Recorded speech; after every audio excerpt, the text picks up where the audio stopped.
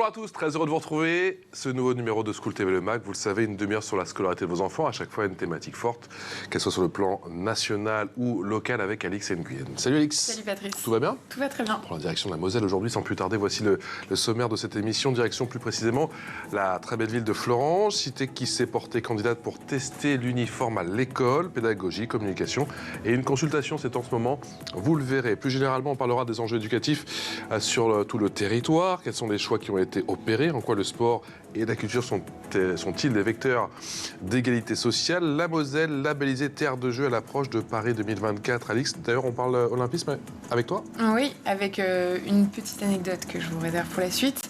Et effectivement, un événement à Florange. Allez, que de mystère. À tout de suite.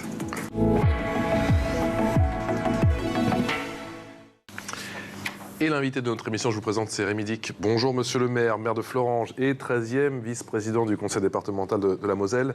Merci d'être avec nous, merci d'avoir accepté notre invitation. Vous êtes également délégué à la politique de la culture. On parle bien évidemment depuis de nombreuses semaines, depuis de nombreux mois chez vous, de cette expérimentation. Vous êtes porté très rapidement candidat pour tester l'uniforme à l'école et en ce moment, il y a une consultation. Tout se fait en mode coéducation, si je puis dire, chez vous. Oui, bonjour à tous. Déjà, effectivement, la ville de Florange s'est associée, par ma voix, s'est associée extrêmement rapidement à la dynamique du ministère à l'époque de Gabriel Attal. On a répondu par un courrier à Gabriel Attal 2 jours après la demande et la discussion avec les maires de France qui avaient la volonté de pouvoir tester l'uniforme.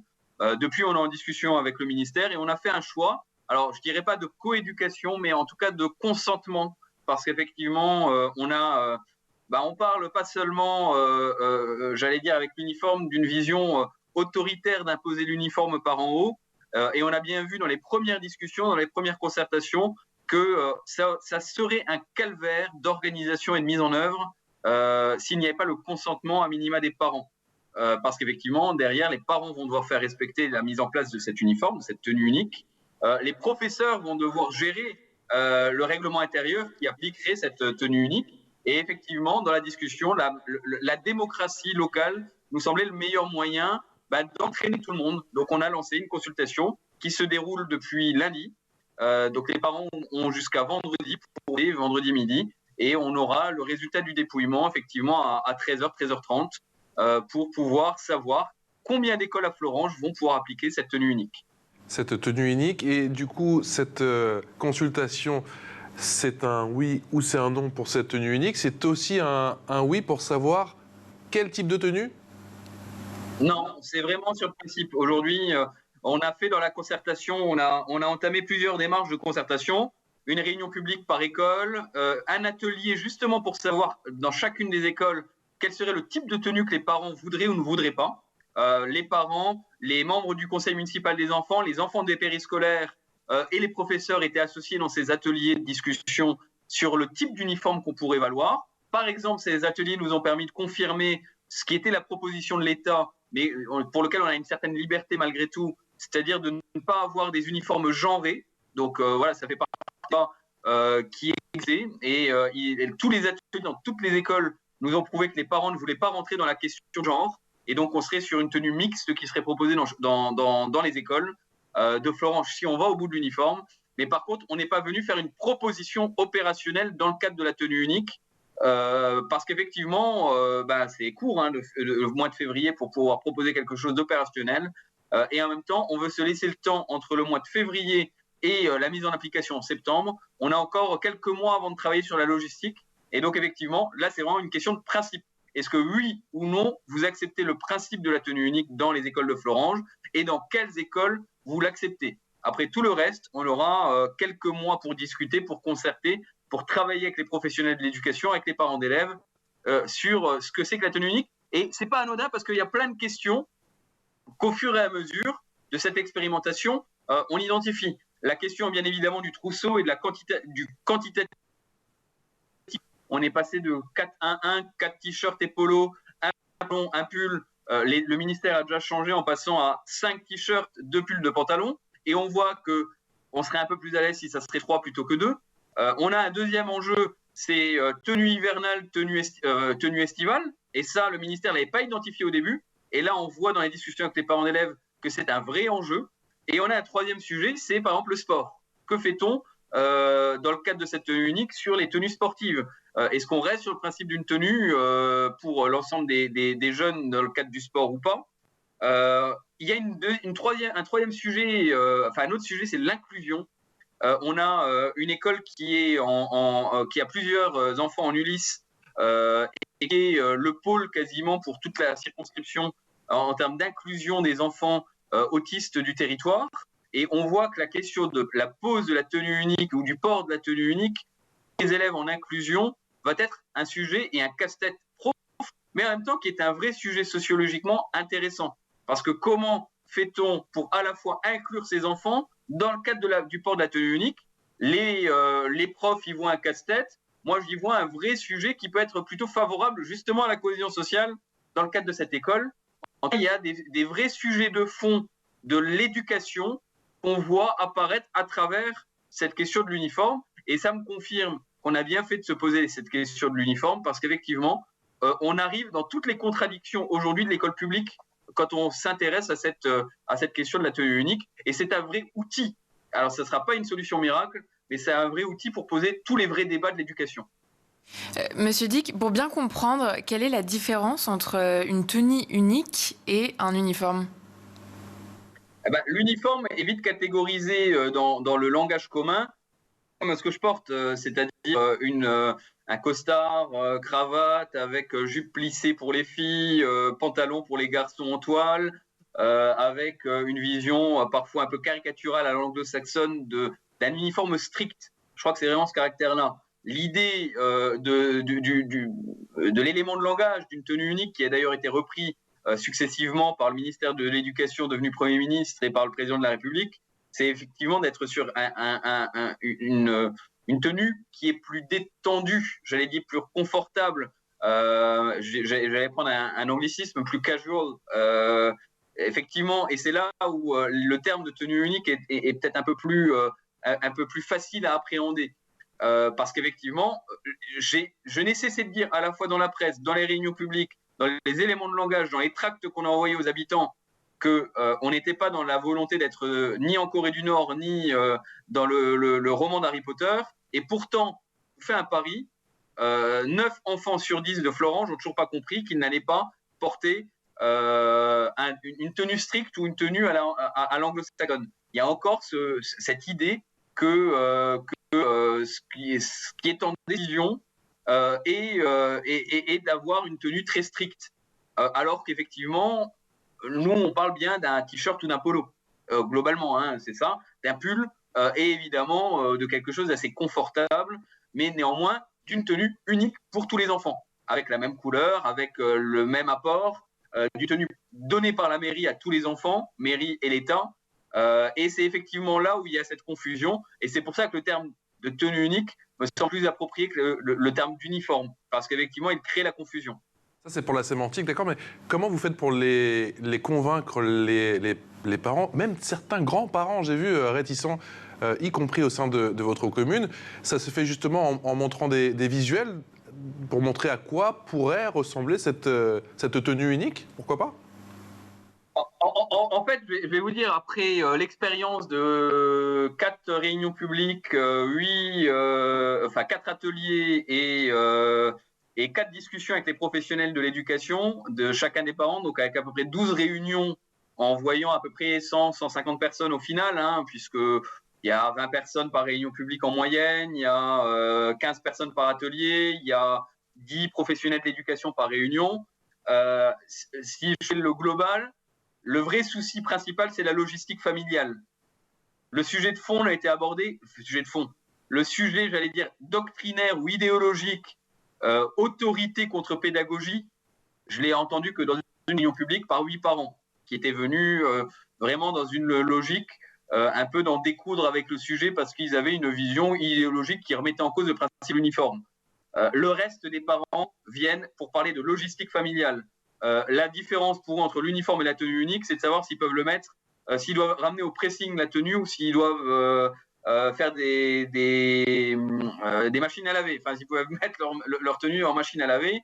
de savoir s'ils avaient suffisamment de tenue pour gérer, j'allais dire, en une seule semaine, s'ils avaient le temps de pouvoir avoir suffisamment de tenue pour ne pas faire une machine tous les soirs pour leurs enfants, et de savoir si la tenue était gratuite ou si elle était payante pour eux, de savoir si au titre, à la fin de cette expérimentation de 2 ans, l'État allait globaliser et changer les conditions de l'expérimentation. Donc j'aurais rappelé qu'à l'heure où on parle, le maire de Florange n'est pas ministre de l'Éducation nationale, donc on avait une différence entre l'expérimentation locale et qui pour le moment a été faite de manière très intelligente par le ministère parce qu'il a figé un cadre national en laissant une vraie liberté locale.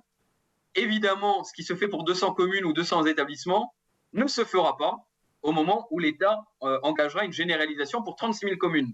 C'est ce qu'on essaye de faire comprendre aux parents, c'est qu'au moment... et donc, c'est une vraie chance de pouvoir expérimenter maintenant, parce qu'en expérimentant maintenant, et en étant en lien avec le ministère maintenant sur ce qui marche et sur ce qui ne marche pas, on peut orienter le dispositif pour la suite. Alors que quand on en sera au stade de la généralisation, le président de la République a pris le risque d'annoncer que c'était une expérimentation dans le cadre d'une généralisation dans 2 ans. Donc c'est le choix de l'État, c'est pas le nôtre. Nous aujourd'hui, le nôtre, c'est de rentrer dans le cadre d'une expérimentation. Cette expérimentation étant véritablement libre, eh ben, on a la possibilité de pouvoir agir vraiment au niveau local, pour amender, proposer quelque chose qui est adapté à notre tissu local, de pouvoir faire vivre cette cohésion sociale avec le maximum de liberté. Et ça, cet argument, je pense qu'il est relativement important et globalement, il est bien compris des habitants qui s'y intéressent. Après, je ne vais pas vous mentir, on verra le taux de participation. Si on a un taux de participation au-dessus des 50%, moi, je serais très heureux. Parce qu'effectivement, comme partout, il y a toujours des gens qui considèrent qu'on peut faire mieux ou plus, ou que de toute manière, ça ne sert à rien, même s'ils sont convaincus du principe de l'uniforme, qui considèrent que ce n'est peut-être pas la priorité, ou peut-être des gens qui ne s'y intéressent pas, tout simplement, et qui râlent quand on leur dit on va vous imposer l'uniforme. Et une fois qu'on leur a dit qu'on fait une concertation, voire une consultation, ne viennent pas voter, ne viennent pas participer aux réunions publiques. Et voilà, c'est le cadre de la démocratie. On leur donne une proposition. Après, chacun s'en empare ou s'en empare pas. C'est aussi leur liberté. Alix. Si on se repose sur vos observations, quels sont les objectifs pédagogiques que vous espérez atteindre et en partant de quel constat ? Alors, je vais vous dire, il y a pour moi 3 niveaux d'engagement profonds. Et le premier est peut-être contre-intuitif par rapport à ce que l'État évoque. Souvent, et je vais inverser ce que j'allais dire en argumentant, on va commencer par, pour moi, le faux-vrai débat ou le vrai-faux débat. Le vrai-faux débat évoqué, c'est la question de l'équité sociale, de l'égalité, j'allais dire sociale des gamins et d'éviter la moquerie. C'est peut-être le premier argument qui vient spontanément, mais pour moi, effectivement, il est assez vite neutralisable, ce débat, dans l'argumentaire. Par contre, le vrai débat, c'est ce qu'a évoqué le président de la République, c'est le réarmement civique. Je reprends le terme du président. C'est de donner un outil aux parents pour éduquer leurs gamins et pour leur dire, effectivement, maintenant tu vas à l'école, et à l'école, il y a des règles. Et à l'école, il y a des règles et tu n'es pas à la maison. Et à l'école, tu dois te comporter d'une certaine manière. Et pour ça, tu t'habilles tous les matins, non pas comme tu veux, mais comme l'école l'impose. Et effectivement, c'est un outil d'éducation qu'on donne aux parents, qui s'en saisiront ou qui s'en saisiront pas. Mais effectivement, il y a eu beaucoup de débats dans les familles sur « Ah oui, mais moi, j'ai pas envie de forcer ma gamine tous les matins et de me battre avec elle pour lui imposer l'uniforme. » Mais c'est justement là le rôle de l'éducation. Et c'est justement là où on va donner l'outil aux parents pour pouvoir dire à leur gamin « Tu vas à l'école, t'es pas à la maison, t'es pas chez mamie, t'es pas au périscolaire, tu vas dans le cadre scolaire. Donc tu t'adaptes aux règles de la société. » Et effectivement, pour moi, c'est ça le vrai argument. C'est cette notion d'autorité, c'est cette notion d'apprentissage qu'on apprend ensuite de toute manière dans le monde professionnel.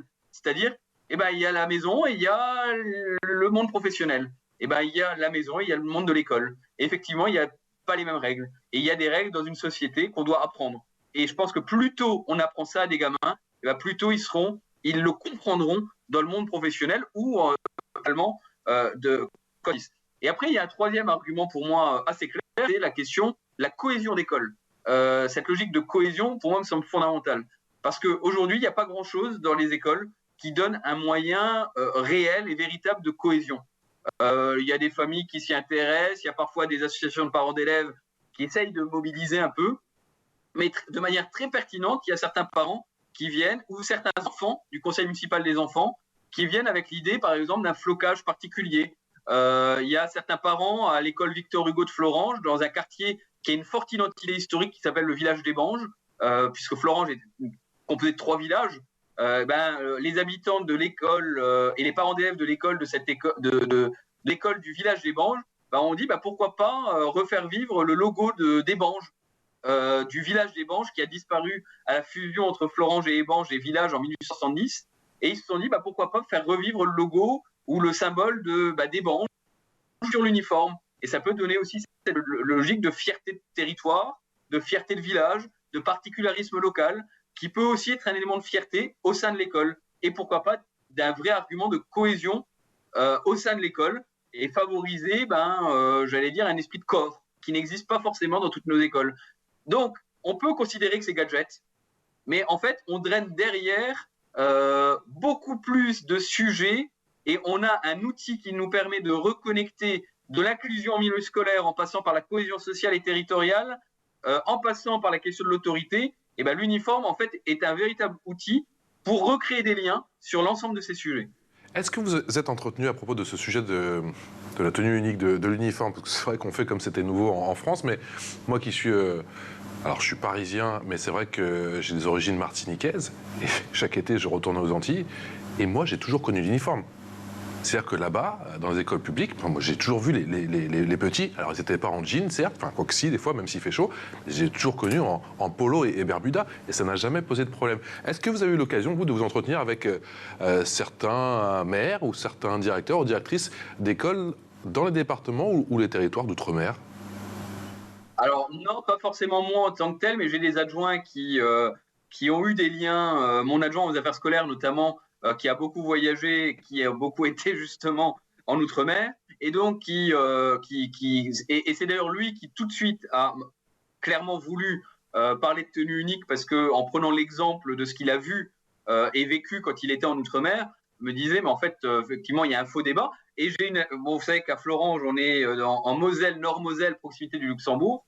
Et c'est vrai que j'ai quelques adjoints qui sont d'origine franco-luxembourgeoise et qui me disent effectivement, mais tous les débats qu'on a en France et toute cette discussion franco-française, polémique autour de l'uniforme, seraient réglés de manière beaucoup moins tendre, d'une certaine manière, dans la vision luxembourgeoise, puisqu'il y a des écoles au Luxembourg qui appliquent des fois des uniformes, puisqu'il y a beaucoup d'écoles privées qui appliquent des uniformes au sein des établissements au Luxembourg, comme il y a l'école publique qui est plutôt libre. Mais effectivement, le débat n'est pas aussi passionnel, j'allais dire, dans le climat luxembourgeois. Et effectivement, ces débats, on les a avec certains collègues, en se disant, effectivement, chez nous, ça fait une forte polémique parce que on parle de recul ou de progrès, pour reprendre votre titre d'une certaine manière. Mais effectivement, le débat est souvent moins passionnel dans d'autres pays ou dans d'autres territoires. Donc, le débat, on l'a, on en discute un petit peu avec ceux qui ont des connaissances. Moi, j'essaye toujours de redire aussi à la population, quand on fait des cris d'orfraie sur à la fois la logistique et sur le fond, qu'on ne réinvente pas la poudre. Effectivement, on n'est pas en train d'inventer le dispositif du siècle, ni en termes de logistique, ni d'organisation, ni en termes de fond de pensée. On n'est pas en train d'inventer un processus totalitaire. Il y a beaucoup de lieux démocratiques où l'uniforme se fait. Et ça, c'est quelque chose, effectivement, comme on parle d'un changement, les gens partent parfois un peu dans tous les sens et effectivement vont parfois dans des excès de langage où on a l'impression qu'on réinvente un dispositif qui est exceptionnellement compliqué à mettre en œuvre, alors qu'en fait, ça se pratique, comme vous le dites, par ailleurs, un peu partout, que ce soit en France ou à l'étranger. Et dans beaucoup de démocraties. Vous restez avec nous, bien évidemment, monsieur le maire. On continue à parler de Florange et de la Moselle, terre de jeu.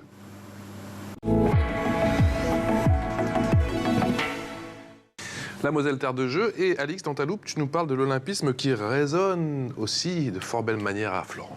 Oui, et pas qu'un peu, puisque pour l'anecdote, sachez que la torche de Paris 2024, le symbole des Jeux Olympiques, est fabriquée en France dans les usines d'ArcelorMittal. Or, ce processus comprend une étape à Florange. Plus exactement, l'acier a été coulé à Châteauneuf dans la Loire, puis laminé à Florange et enfin découpé à Waupi, tout toujours en Moselle. J'ai appris quelque chose aujourd'hui. Et puis, Florange est aussi labellisée Terre de Jeux 2024. Pour rappel, le label a été imaginé par le comité d'organisation de Paris 2024. Il doit permettre aux collectivités locales de promouvoir davantage la pratique du sport dans le quotidien des Français, et notamment auprès des enfants. Et à Florange, ça a notamment pris la forme d'une manifestation. C'était en août dernier. Le département s'engage pas uniquement sur le sport de très haut niveau.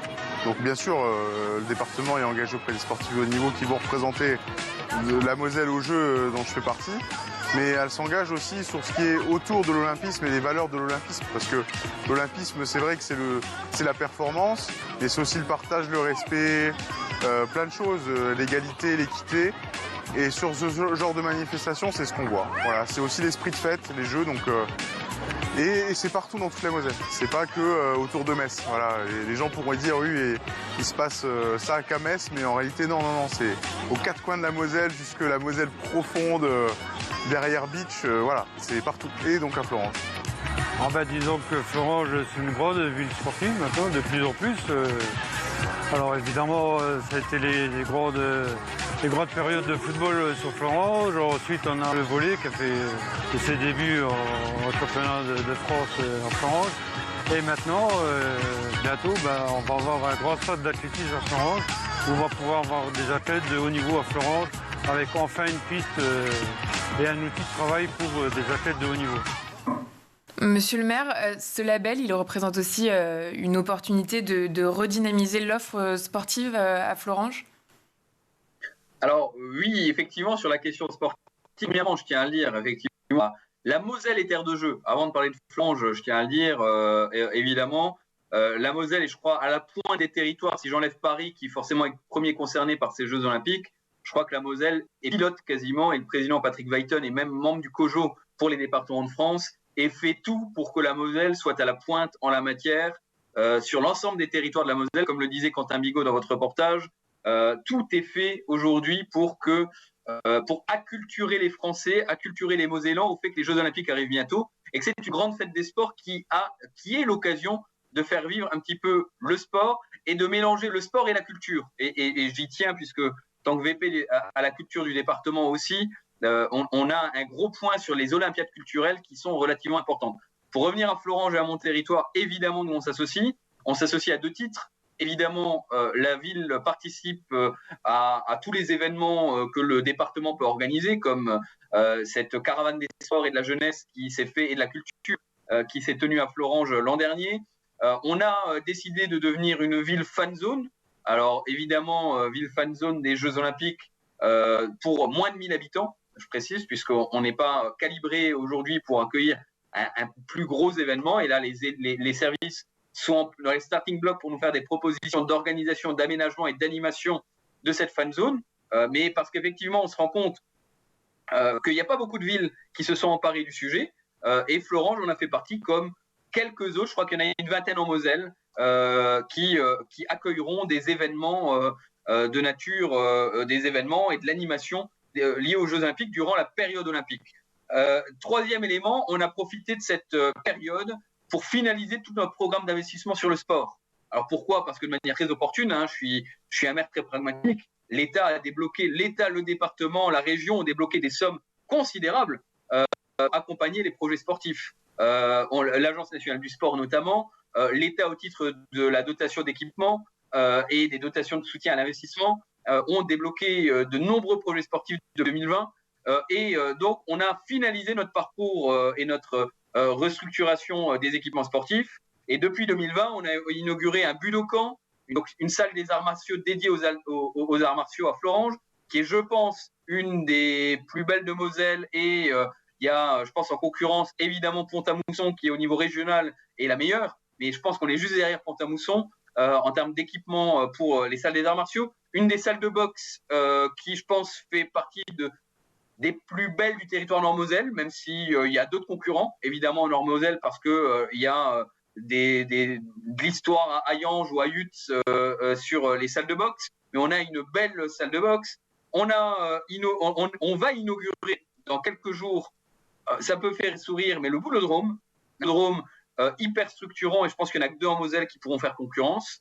Donc on a investi pas loin d'1 800 000 € dans un nouveau boulodrome pour avoir 110 pistes et pour que notre club puisse accueillir des événements nationaux en pétanque.